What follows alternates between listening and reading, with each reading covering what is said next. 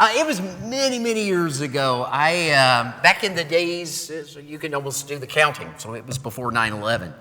Back in the days where you could go and meet people at an airport, or you could kind of go with people. I see a few nods.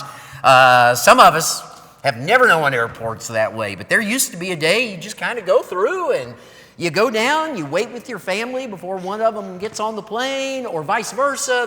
They're going to arrive, and you're there with all your posters and balloons to welcome them as soon as they come off that ramp. Well, I got early for a flight that I was getting ready to make, and I got there so early. I was just by myself for a long time, but then suddenly I saw what became, for me, one of the most memorable moments ever in an airport. There was this lady who was bringing two children down to the same area where I was sitting. You could tell it was a little brother, little sister. Little sister was probably about 5 years old. Little brother was about probably 3 years old. They were all, just cleaned up. They had matching outfits on. Those, it'd make one of those pictures that'll embarrass them when their parents show the picture at their wedding. She had a beautiful little light blue dress on. He had this little light blue, kind of like a little tuxedo shorts type thing on. You know what? I don't know what you call those, but I see you nodding, so you know what I mean. And she was holding their two hands, and it's almost like the lady had to skip with them because both the little boy and the little girl were skipping and hopping, and you could tell there was excitement. Something was going to happen. They got there just literally right across from where I was, and immediately the little girl ran to the window.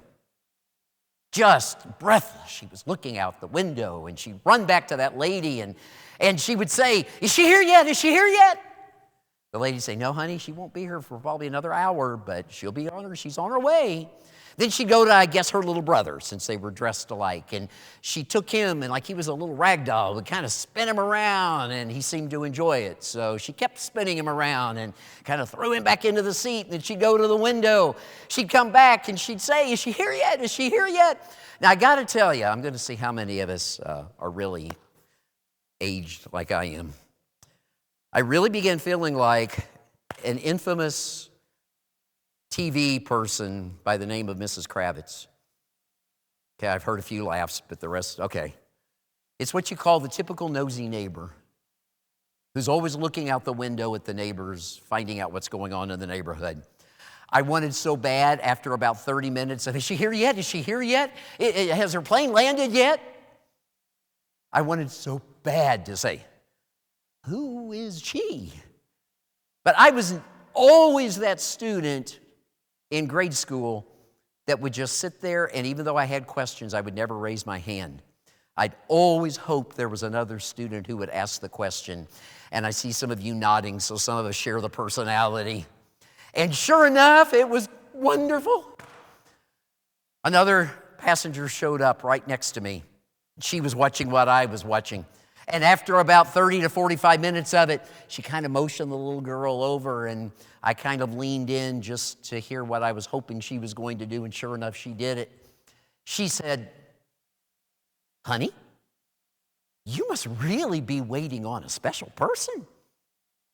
I thought, yes, finally somebody raised their hand and asked the question.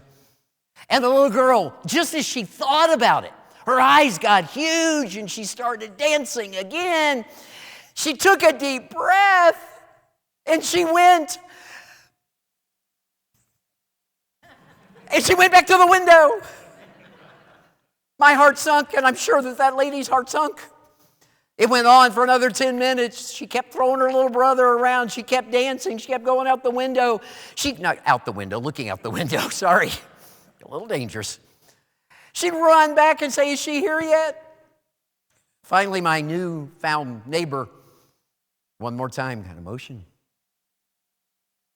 And she said to her, "Honey,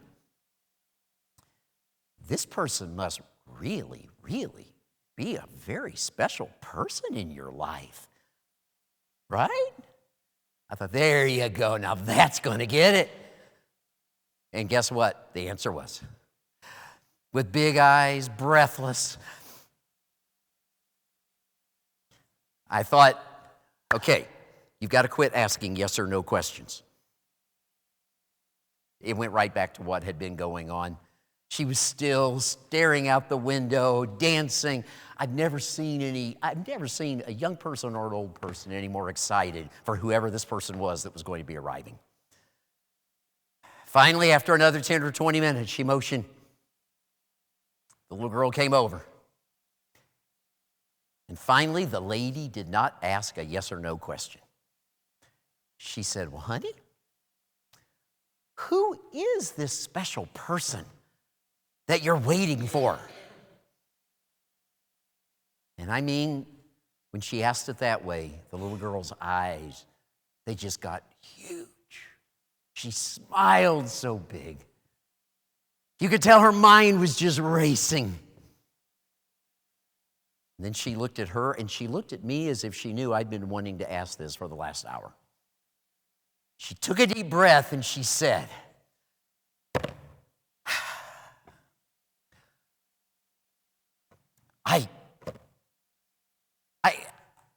I don't know how to describe her. All I know, my neighbor leaned in, I leaned in, and then she repeated again, all I know, she's wonderful. And then she went back to the window. And for those of you that want more of a story, I'm sorry, there's no more of a story.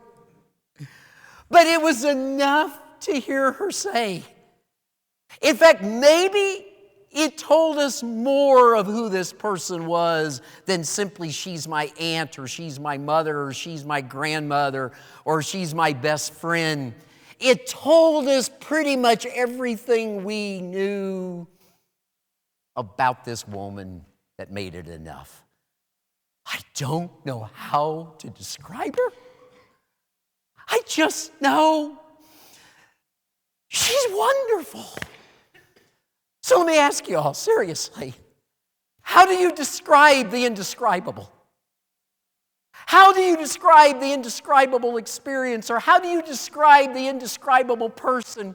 Or how do you describe the most indescribable vacation? Or the most indescribable day? Or let me ask it this way. Because this is what Moses is now facing.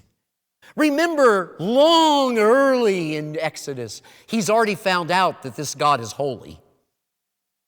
He's already found out that this God says, I've seen, I've heard, I know, I'm coming.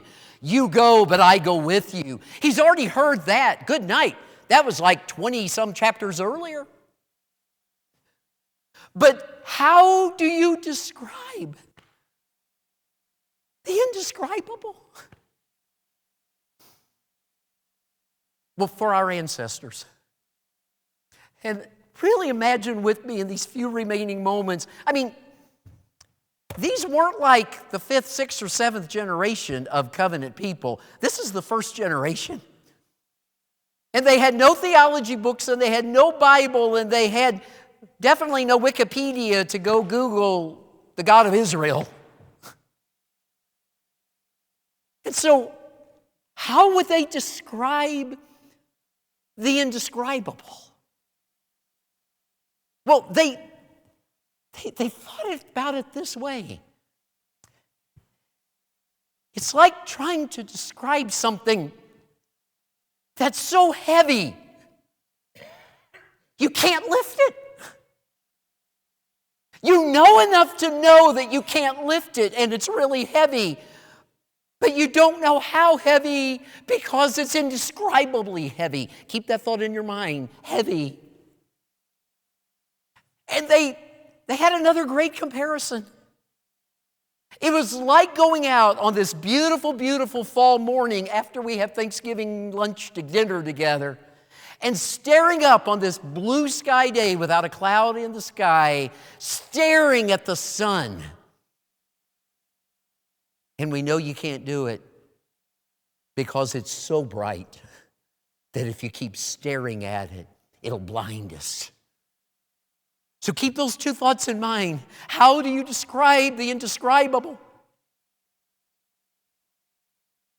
For our ancestors, I mean, even if Even if 3,000 years later, it's like, it just doesn't make a whole lot of sense.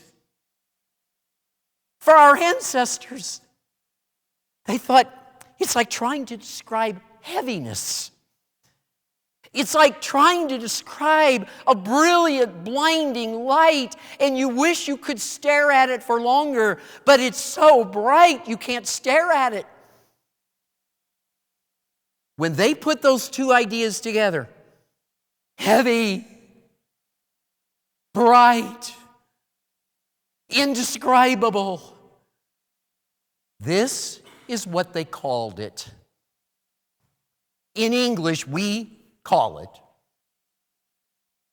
glory. Everybody with me? That word that we use in so many songs, our grandparents use that in songs, our parents used it in songs, our children use it in songs, future generations. We just throw glory around all over the place. For our ancestors, to talk about the glory of God was to talk about the indescribable nature of God that is like trying to describe something that is heavy or so bright, it's indescribable. The glory of God. In fact, in Moses' story, there's the instance as he's going up to Mount Sinai. There's this brilliant fire atop the mountain. And that's referred to as the glory of God. The indescribable nature of the presence of God. And now we come to our text. Well, Moses has been up on Mount Sinai, a story a lot of us know from maybe our childhood days. The people get impatient. They build a golden calf, an idol that basically is for them just a tangible way of saying, see, God is with us, even though Moses is gone. And it begins to be the common practice of idols, a way to contain God. And when God sees what's happening, he tells Moses, the most frightening thing in the world, Moses, based on the nature of these people, I can't go with you. I'm going to have to stay back at the mountain. The very nature of these people is they want to put me into a box called an idol.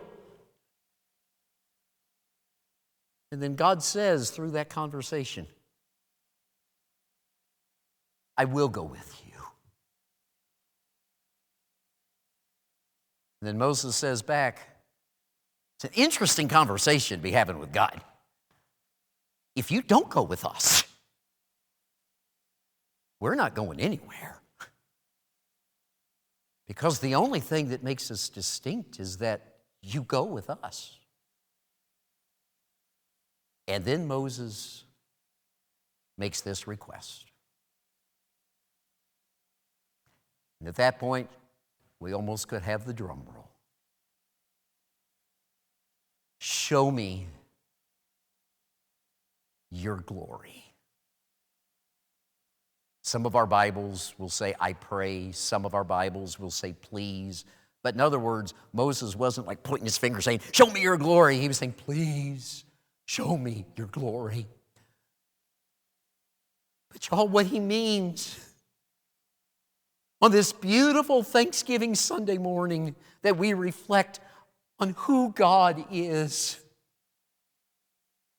What Moses is requesting is, I want to know more than that you are so indescribable, you're like something heavy to lift or something so bright we can't look at.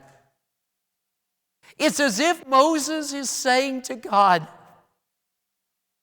I want to see what makes you you. I already know you're holy. I already know you've seen the people, you've delivered the people. But I want you, it's audacious. It really is, Pastor John. I don't think I would have the nerve of Moses. I want you to pull back the curtain and let me see what's behind the bright light. Let me see what is behind the heaviness of trying to describe you. Please, show me.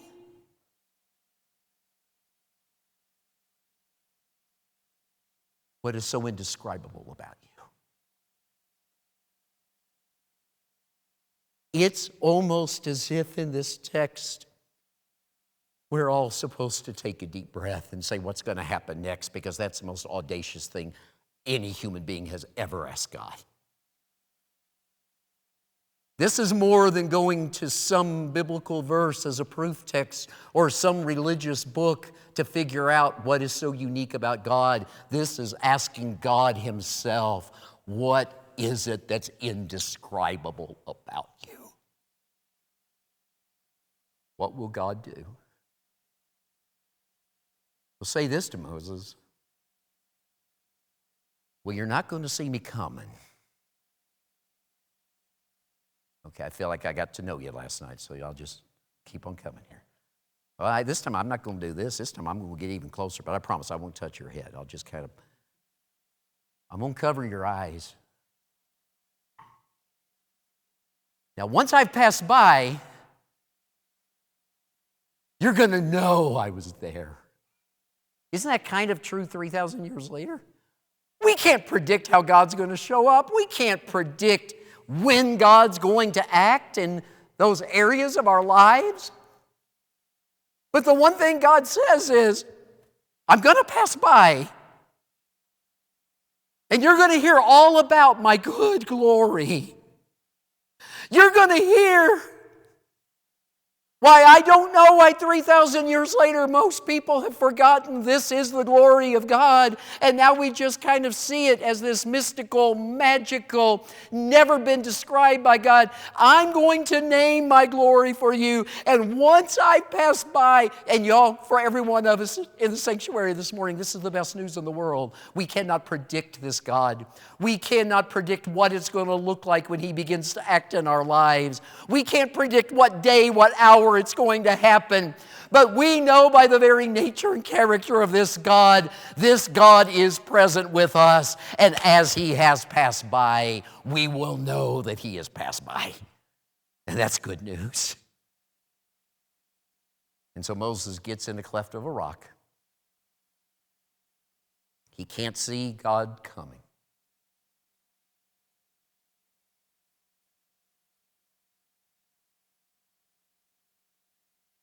Just a bit of a dramatic pause because, y'all,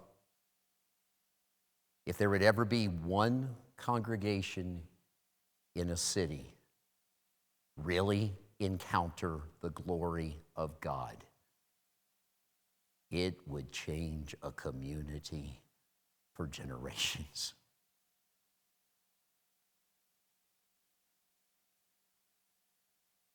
Curtain begins to be open. And this is what God says. He first names His own name that He had given to Moses back in Exodus 3. And so I'm going to name that name. Many of our Bibles will translate it, the Lord, the Lord. It's this: Yahweh, Yahweh. You ready? This is more than a bright light. This is more than something that's heavy. The Lord, a God who is, lean in with me. This is God's definition of His indescribability. A God who is merciful. I say just a word about that, and then we're going to go to the next thing God says. The very word in our English Bibles translated merciful or compassionate literally is the word for a mother's womb. A mother's womb that nourishes, that feeds, that protects, that cares. Everybody hearing what God is saying? Not Moses saying about God. The Lord, the Lord. A God who is like a nourishing, caring, loving, protecting mother's womb.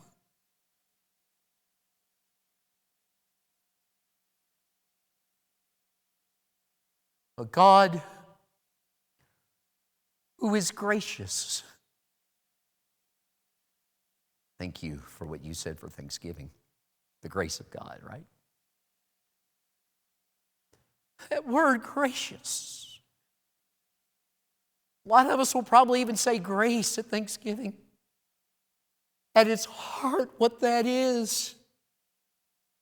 A God, I'm going to use kind of this big word, but then describe it. A God who is non-transactional. That means this, Pastor John. You two are the two that I feel you're not going to slap me if I... This word gracious means this.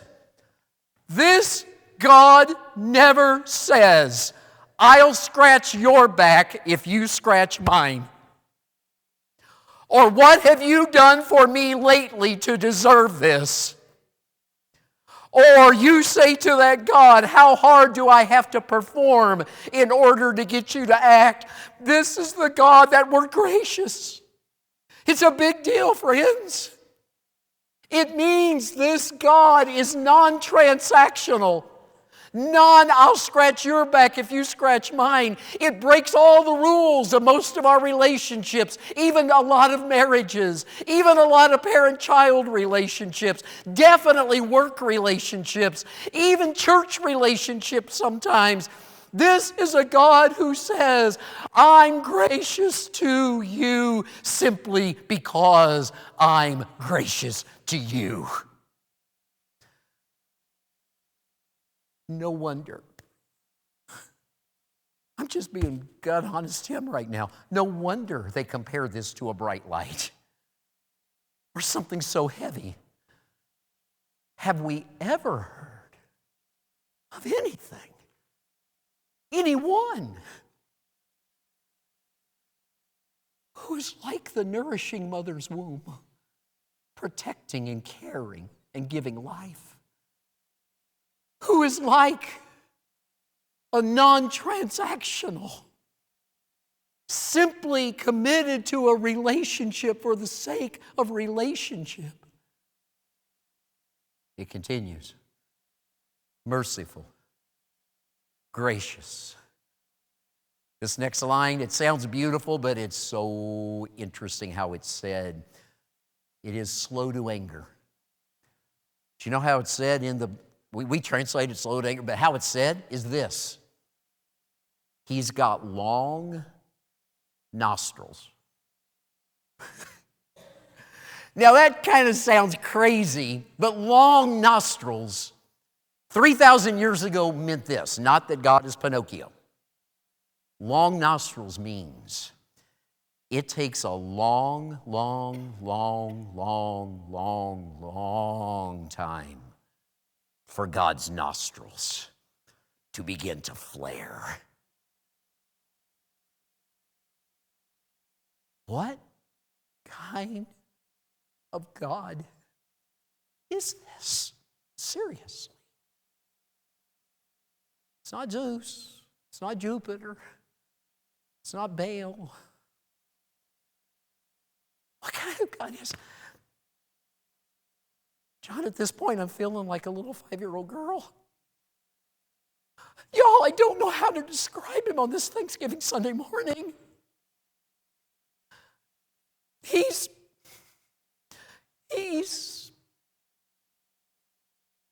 wonderful. He breaks every rule of what a God is supposed to look like. He's merciful. He's gracious. He's slow to anger. And then God adds a couple more pieces here. And then the glory's past. And dinner is served. But let's linger for a moment as it keeps passing. Merciful, gracious, slow to anger. The next God says, a God who is abounding, overflowing, multiplying. Not just that he's the next word that we're going to say, but he literally overflows with this. Overflowing, abounding in. A lot of our Bibles will say steadfast love. Other Bibles will say loving kindness. It literally, and I'm going to come back at you again because the example gives it all away. It literally is the understanding of faithfulness to the very end. Wherever we are in life today, I promise you, when God said, I do, God meant, I do. He is not the whimsical covenant partner who says, well, you hurt my feelings, I'm out of here. I think last week you may have heard an absolutely incredible sermon about the God described in Hosea who says, I can't give you up. And then his rationale, I'm not immortal. Mortals give up on people. I'm God. I'm the Holy One. We talked about it last night. I'm different. People give up on people, but I abound in remaining faithful. I'll cut to the chase, the last piece. The Lord, merciful, gracious, slow to anger, abounding in faithfulness and truthfulness. Keeping faithfulness, the word's repeated, to the 1,000th generation. And here's the last piece. Forgiving. And John, that word, oftentimes, if I say, and I have nothing to say to John, I forgive you, but I'm going to just use you as the example. When I say, I forgive you, I'll usually add, let's forgive and forget. This word doesn't mean forgive and forget. This word forgive means this, literally it is. Lifting off of you. Taking the pressure away from you for every, and then all the words in the Bible for sin are used here. Every purposeful sin, every mistaking sin, and every residue of sin. Forgiving. Boy, we have a reason to celebrate this week, don't we? We worship the God. When he peels back the curtain, says, the Lord, merciful, gracious, slow to anger, abounding in faithfulness and truthfulness, forgiving sin of every kind. Y'all, I don't know how to describe it.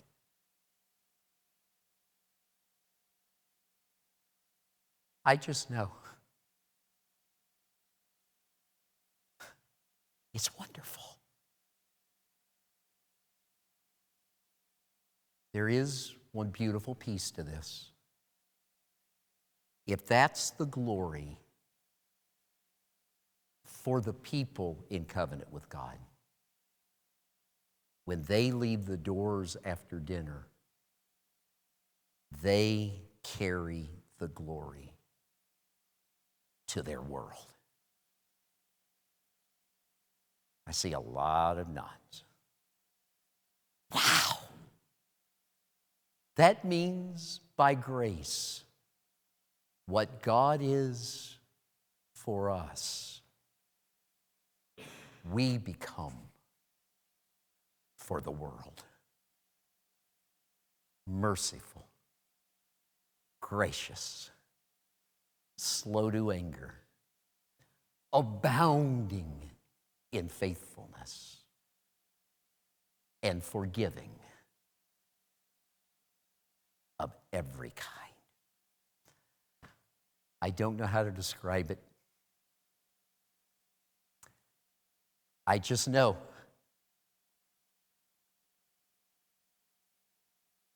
if this is the glory of God that we celebrate today,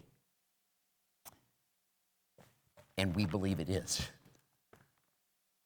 this is wonderful news. My heart, worship team or leader, whoever, come on up and begin to lead us. My heart just wants to sing words like this morning. It makes a really, really, really great preface to a really, really great meal together as a covenant community who has just heard and celebrated the character of God. My heart wants to sing words kind of like this.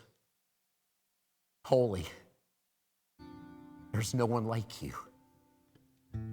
There's none beside you. Like that little girl, open up my eyes in wonder. Show me who you are. And fill me now with your heart. And lead me or lead us in love to those around me. And I will build my life upon you. It is a firm foundation. I'll put my trust in you alone, and I'll not be shaken. I'm going to invite us just to stand together if we're able and to celebrate the glory, the otherness of the God we have worshiped today.